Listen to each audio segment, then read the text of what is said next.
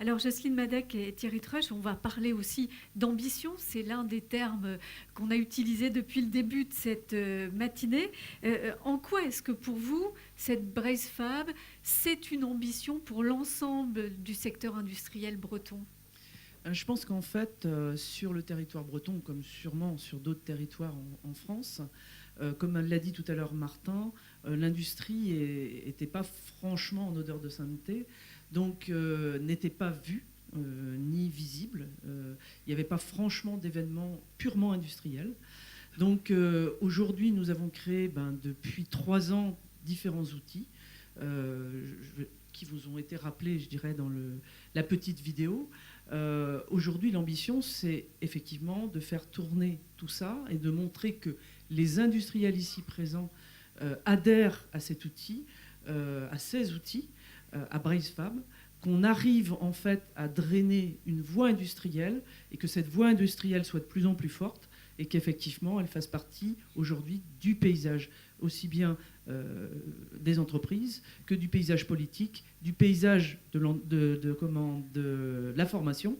Parce qu'effectivement, comme on disait tout à l'heure, se passe aujourd'hui, même s'il y a des marchés, des choses qui arrivent au niveau de chacune de nos entreprises, la problématique aujourd'hui est le recrutement, et qui dit recrutement dit formation. Donc intérêt de remettre en place des filières. Vous rendre visible à la fois à l'intérieur de ce secteur industriel et à l'extérieur pour attirer donc de nouvelles vocations. Si vous deviez résumer cette BraceFab en 3 mots, vous diriez quoi? Fort, ensemble, dynamique. 3. Ben, le contrat est signé, mais encore, expliquez-moi ces termes. Alors, derrière ces termes et derrière le mot ambition, d'ailleurs, je voudrais deux précisions. Vous avez vu dans la première vidéo que l'industrie en Bretagne, c'était 100 000 personnes. Et Martin Merrier vient de parler de 174 000 emplois directs. C'est bien 170, 180 000 emplois directs, une fois que l'on intègre les métiers de l'agro-business, de l'agroalimentaire, qui ne sont pas directement, parce qu'ils ont un programme qui leur est propre, qui ne sont pas directement adressés par la BraceFab, même si bien évidemment un certain nombre d'entreprises qui frapperont à la porte seront les bienvenues, notamment toutes les entreprises qui ont une activité transversale. Donc on est à plus de 170 000 en tout cas. Voilà, emplois directs. Et on rajoute tous les emplois liés aux services, etc. Parce que l'industrie et services, c'est la même chose, c'est de la création de valeur. L'autre point aussi, vous avez vu, on est quelques-uns à avoir un badge, mais je vois qu'il y en a beaucoup qui ne le portent pas. Le badge de la BraceFab.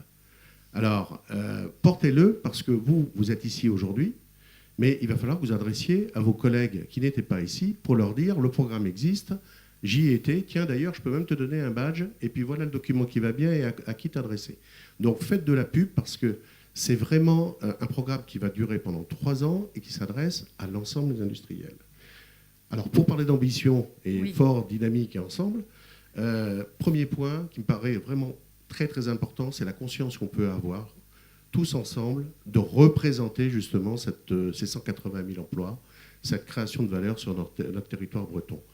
Nous sommes des créateurs de valeur, nous sommes forts ensemble. Et ça, il faut qu'on en soit pénétré. Arrêtons de douter de nous. Et puis, les start-up, elles sont aussi dans nos entreprises traditionnelles. L'innovation est partout. Elle est à la campagne, elle est dans les métropoles, elle est dans les petites boîtes, elle est dans les grosses boîtes, elle est dans les boîtes anciennes, elle est dans les boîtes nouvelles. Chacun a sa forme d'innovation. Ça veut dire revendiquez-vous de la BraceFab. Oui. Voilà, revendiquez-vous de la BraceFab. Ça serait un très très bon slogan. Slogan. Une autre ambition, c'est la création, et Martin Merrier l'a bien exprimé, la création de l'écosystème. Politique, institutions diverses et variées, institutions économiques qui sont amenées à vous accompagner habituellement les unes à côté des autres. On voyait défiler le gars de la CCI, le conseiller de l'UMM, celui de la plasturgie, celui du club d'entreprise, etc. Tout ça, ça fonctionne ensemble pour être porteur d'un seul et même projet et mettre ensemble une énergie commune, des moyens, des ressources communes, de manière à avoir un effet levier. Travailler avec les industriels. Cet écosystème qui existe dans les lenders allemands a du mal à coexister. Et les financiers, j'ai oublié les banques, parce que les projets, comme je disais tout à l'heure, il faut les avoir, on les rêve, mais il faut aussi derrière les réaliser. Et on a besoin de nos amis banquiers, qui ne sont pas toujours, il y en a quelques-uns dans la salle, faciles à convaincre, mais justement, quand ils nous posent des bonnes questions, ils nous obligent à avoir des projets pertinents pour être accompagnés. Donc, rentrons-les dans cet écosystème. Cet écosystème, c'est une force. Il faut qu'on soit aussi fort que les Allemands et qu'on soit capable de travailler ensemble. Et puis le dernier point, c'est chacun à son rythme. L'industrie du futur, il ne faut pas que ça fasse peur. On est toujours... c'est pas que de la technologie, c'est pas que du numérique. C'est chacun à son rythme en fonction du défi collectif ou individuel qui est le sien, compte tenu de son histoire, compte tenu de son marché, compte tenu de son ambition, compte tenu de sa stratégie. Donc il y a de leçons à donner à personne, il y a simplement des expériences et des accompagnements à recevoir. On comprend bien votre objectif de visibilité et puis de pouvoir rassembler tout le monde derrière des termes forts, mais en même temps, ces dynamiques que vous décrivez, elles existaient déjà ici sur le territoire breton. En fait, depuis 3 ou 4 ans, depuis la création du CDIB, il y a eu beaucoup d'initiatives. Alors, la brèche Fab, qu'est-ce que ça apporte en plus ?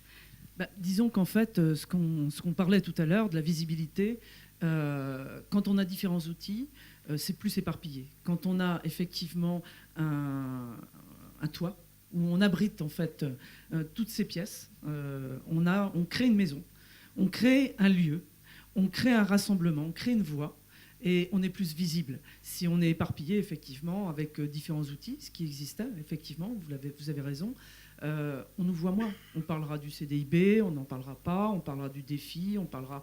Mais il n'y aura pas une voie industrielle. Donc effectivement, la dynamique, je pense qu'en Bretagne, on a toujours été assez dynamique, effectivement, et que cette dynamique, elle doit rassembler le maximum d'industriels, à côté, effectivement, de ceux qui nous aident, les supports, que ce soit, comme on a dit tout à l'heure, étatiques, régionaux, banquiers, etc., à être dynamiques ensemble et d'une manière internationale. Et ça veut dire aussi plus articulé et plus partenarial ? Exactement.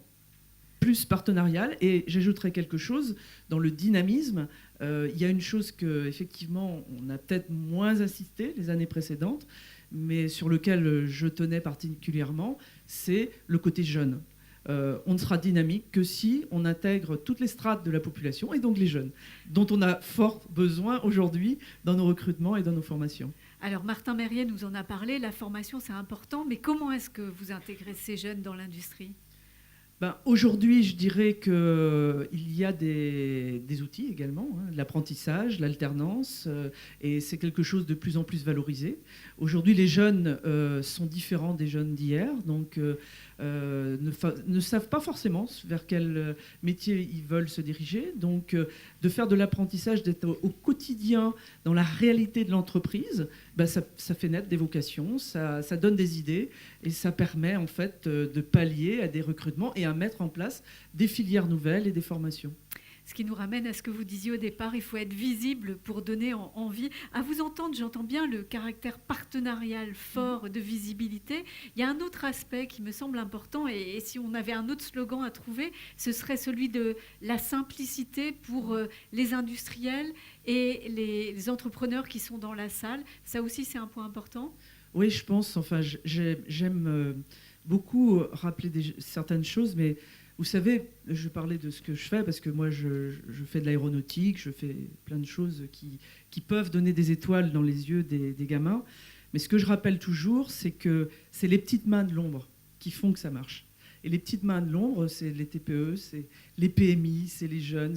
C'est pas forcément celui qui va vendre l'objet final. Bien sûr, lui aussi, il a sa part. C'est pas ce que je veux dire.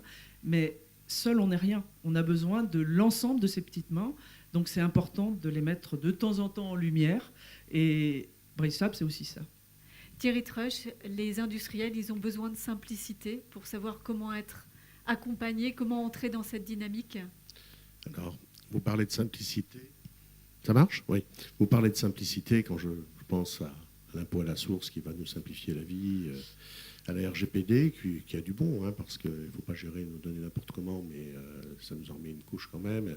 Et je pense on n'est passé pas loin de la pénibilité, mais il y a encore quelques restes qu'il faut adapter au niveau de nos entreprises.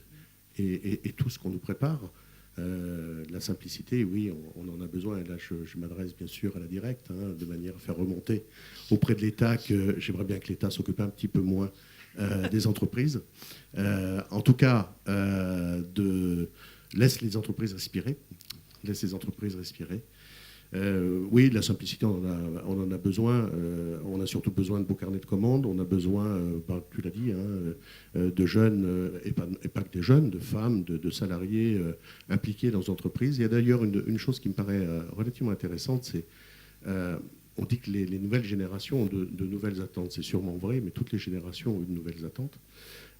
Par contre, ce que je trouve assez extraordinaire, c'est ce paradoxe que nous avons à gérer dans nos entreprises avec les nouvelles générations, entre un individualisme fort, d'une part, et une capacité à travailler avec les autres en collaboratif qui est également très très fort.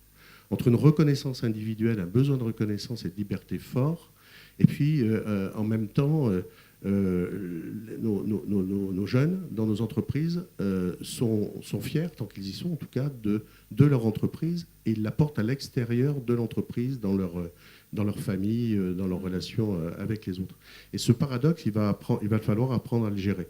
Et si on veut fixer nos jeunes sur nos territoires, il y a bien sûr tout le travail qui doit être fait, qui est déjà fait, parce que tout à l'heure, tu disais à la presse, tu rappelais à la presse que l'UMM forme 2000 apprentis sur l'ensemble du territoire breton. C'est quand même pas rien. Le BTP fait aussi des choses extraordinaires. Donc il faut former les jeunes, il faut les fixer sur nos territoires. Mais ensuite, il faut garder, fidéliser nos entreprises, non plus avec les vieilles primes d'ancienneté, parce que vous voyez, le problème il s'était posé il y a 30 ans déjà, hein, ou 40 ans après-guerre, il s'était posé, mais les fidéliser avec peut-être d'autres formes managériales, d'autres formes de relations humaines. Il y a un mot que j'ai envie de vraiment bannir maintenant, c'est ressources humaines, parce que c'est pas du pétrole, les bons hommes, hein, c'est pas de l'électricité pour faire tourner les machines. Les relations humaines, ça me paraît peut-être un peu plus adapté, et encore même ce mot-là, et je sais pas, il faut qu'on invente un truc. Il faut vraiment les fixer aussi dans les entreprises, les fidéliser. Pour les fidéliser, il faut de la reconnaissance, de la liberté, de l'intégrité du travail, une autre manière de partager le pouvoir dans l'entreprise, etc. etc. Il y a des choses à inventer. Et là aussi, il n'y a pas une formule applicable à toutes les entreprises. Il y en a une par entreprise. Ouais, sûrement.